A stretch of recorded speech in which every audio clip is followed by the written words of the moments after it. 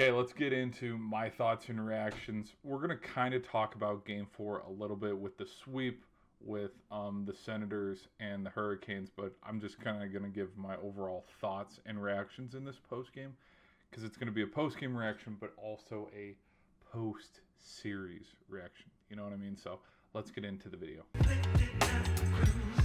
So now that I look at it and realize two of Aho's goals were empty netters. I thought he had a hat trick the way that I was looking at it. So he had a boneless two-piece here. Because the way I look at empty netters are, I have yet to see, but again, this postseason is still young. We could, it could develop here and we could get going into something where we see an odd man rush that ends up turning into points.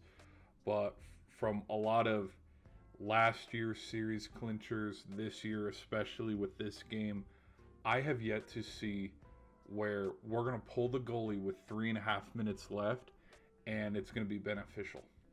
I've yet to see that once that I can remember, because more times than not from the empty netters that I've seen, what does it turn into? It turns into the other team taking a 2-goal lead. Now, what I found absolutely funny between Aho's goal and then Cousins is these goals happen simultaneously, like within 2 seconds of each other. Like, we had Aho's empty netter. We keep the camera there, maybe do a dual screen for commercials.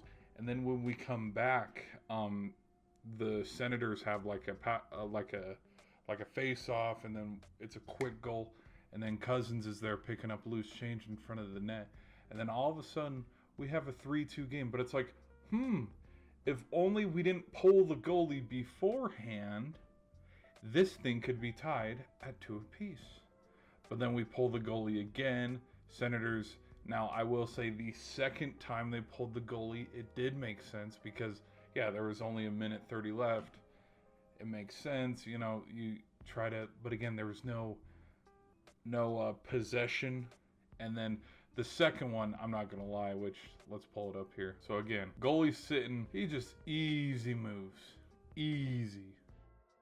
Allmark's looking around going, what the hell? Literally had a chance. So it's 3-1. Like, this is over. And then for the second empty netter, again, we're around 1:30. Like, it makes sense. The Senators have possession. As you can see, we're around the red line. Moving it in. Turnover near the blue line, which ends up being costly because we got I don't know what the term, not a laser pass, but just kind of a perfect corner over here by the blue line. Great pass. And then Aho just kind of a backhanded redirect that's taken at a perfect angle. And then look at that. Series is over. Carolina ends up winning 4-2. This series, though, if I'm going to be honest, I think was a lot more competitive than what the scores will tell you. If you go look at the games, I don't see any blowouts. I see 2-0, 3-2 in double overtime. Now, again, I was on record saying Carolina should have won that one. The phantom, offsides call that, led the game to be extended longer into the second period. We had a puck don't lie moment where, Carolina ends up winning it anyways. And then we have another 2-1 game. And then this game, 4-2, score again. 2 of them were empty netters. This series was close. These games were close. They'll look at it and they'll go, oh, it was a sweep. Carolina must be a wagon. No, not really. Like, yes, but to me, what's been more impressive from what I have seen out of this playoffs is Buffalo, Boston, the Flyers. These teams have seemed so much more impressive. Oh, the Habs, definitely Montreal, being able to get one in Tampa. Like, some of these games seem a little bit more tilted, but I think, though, with kind of blowouts, it kind of goes hand in hand, though, because if your game's not a blowout and we got like a 1-possession game, where does that favor you? Because there's parts of me that after watching this series, yeah, whether Carolina's playing Pittsburgh or the Flyers, which it's probably going to be the Flyers next round, there's parts of me where it's like, well, right now Carolina's 4-0 in 1-possession games versus, Flyers, like, we open up the script and, like, if they do sweep the Penguins tonight, it's like, you only won one of those games by one, like game one, because it was a 3-2 game, but like game two, game three, these were blowouts. So I don't know. I think it has its pros.